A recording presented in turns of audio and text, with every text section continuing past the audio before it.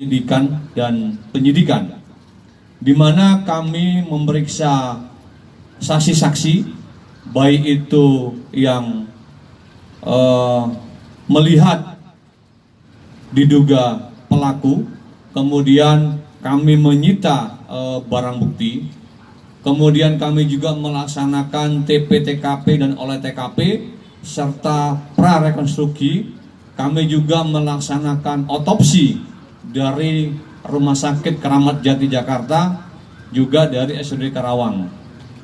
Dari serangkaian penyidikan dan penyidikan, kami menetapkan tersangka inisial T Binwe yang juga merupakan kerabat dekat dari korban atau abang ipar.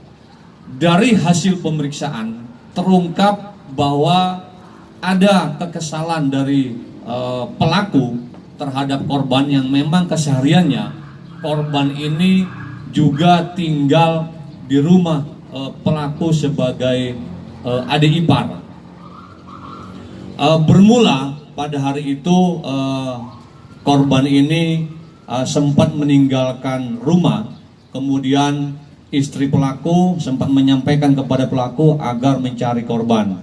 Kemudian pada hari itu pelaku menemukan korban di bawah jembatan. Di situ terjadi cekcok antara pelaku dengan korban. Kemudian pelaku memukul bagian wajah korban beberapa kali yang mengakibatkan korban pingsan. Setelah itu pelaku membenturkan kepala korban di tembok jembatan tersebut beberapa kali sehingga pelaku tidak sadarkan diri. Korban nggak sadarkan diri. Ketika korban pingsan, pelaku bingung harus diapakan ini, sehingga pelaku mensiasati seolah-olah korban ini meninggal dunia gantung diri. Nah, disitulah pelaku mencari tali, kemudian mencari ranting yang diselipkan. Jadi rekan-rekan, nah inilah posisi. Jadi jarak antara posisi korban dengan rongga yang untuk menyelipkan batang kayu ini hanya 1 meter. Artinya memang terdapat kejanggalan-kejanggalan.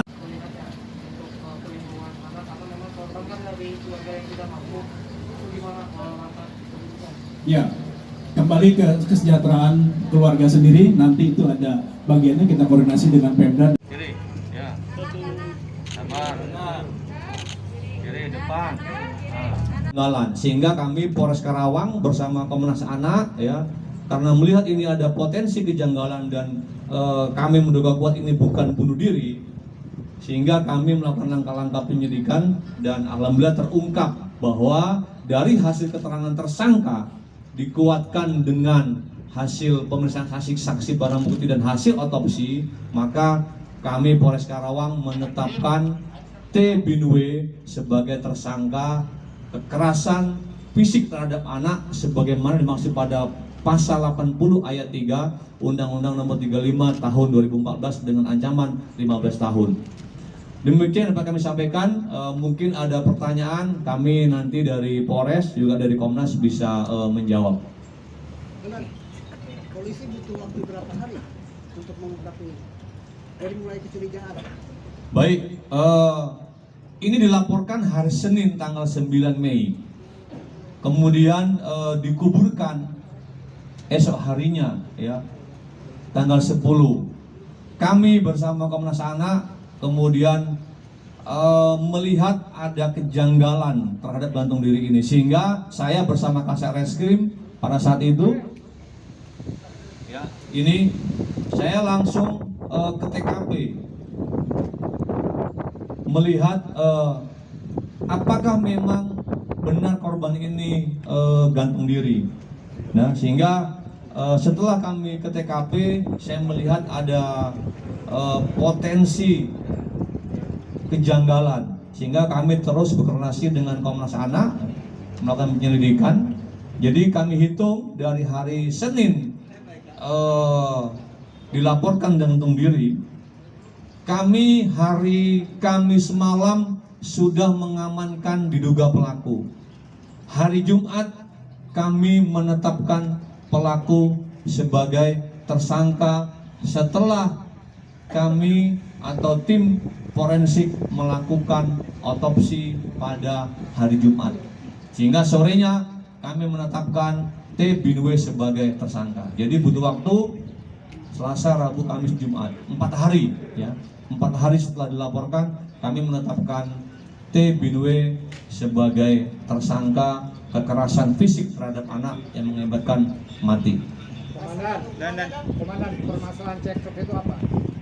Jadi hasil keterangan dari tersangka atau pelaku, jadi memang korban ini kan tinggal ya bersama pelaku dan yang merupakan suami dari kakak kandung daripada korban.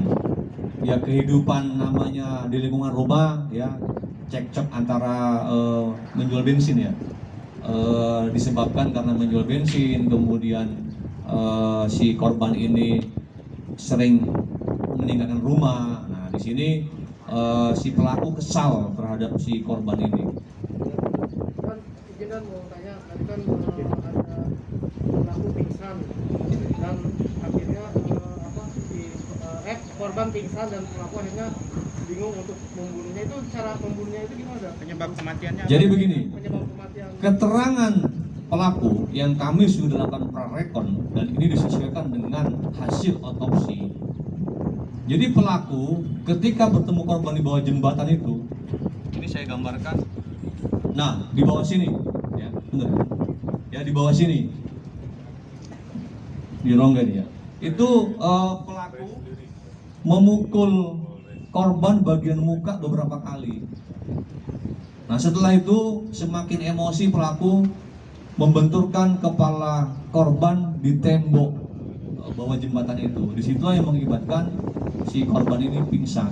Setelah itu pelaku bingung, sempat mengecek kondisi napas masih atau tidak, ya kan? Nah karena pelaku bingung, mensiasati mencari tali seolah-olah digantung atau seolah-olah gantung diri.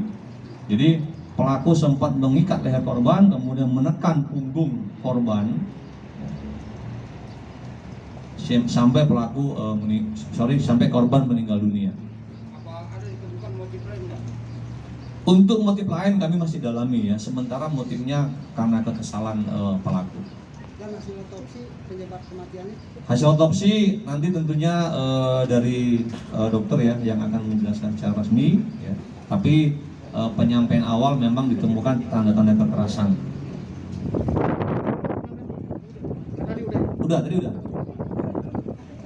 Kami menemukan tali tambang, kemudian kayu atau ranting, kemudian baju korban. Jadi baju korban ini sempat dibuang di bawah itu, di sekitar TKP, sekitar 5 meter ya, sekitar 5 meter. Pak, dipukulinya ini atas perintah istrinya atau enggak? Sejauh ini tidak ya. Namun kami tetap akan mendalami apakah ada pelaku lain. Sejauh ini kami masih menetapkan 1 orang ya, T bin W sebagai tersangka utama. Namun demikian nanti apabila ada bukti lain ya bisa saja ya. Kalau misalnya ada bukti-bukti lain tentunya kami akan profesional semua tersangka berdasarkan alat bukti yang sah.